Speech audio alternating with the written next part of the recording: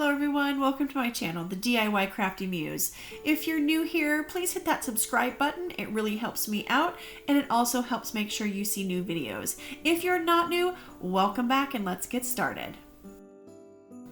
So I picked up a jar recently on my trip to the Target dollar spot, and I'm just using that as well as some string lights and a few ornaments that I also picked up at the Target dollar spot. I'll link that video up above. You'll also need some kosher salt or some Epsom salt. They also have at the Dollar Tree, you can pick up this fluffy, glittery snow substance as well. Again, the jar I picked up was $3. Again, you might have this on hand already.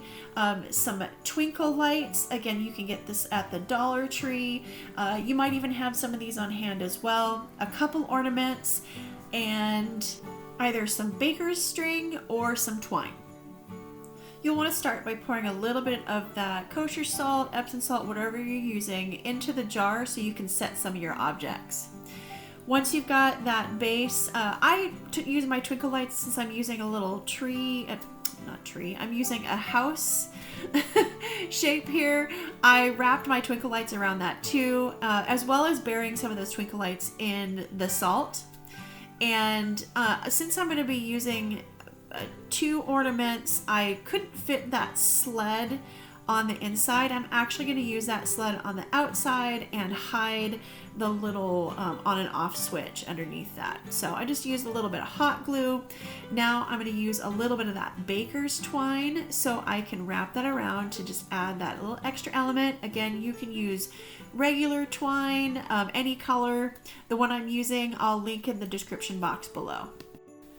These make such a great substitute for snow globes. I collected snow globes for years, and unfortunately over the years a lot of them started to leak and created a lot of mess. So I have transitioned over to these snow globe style jars, and it makes for easy cleanup. Again, I have small all the way up to really big. I'll link some of those larger jars in my description box below. Enjoyed this video, and I hope it has inspired you maybe to do one of these in your own home. If you do, don't forget to leave me a comment and let me know that you've tried this. And before you leave, please make sure you hit that subscribe button so you can see future videos.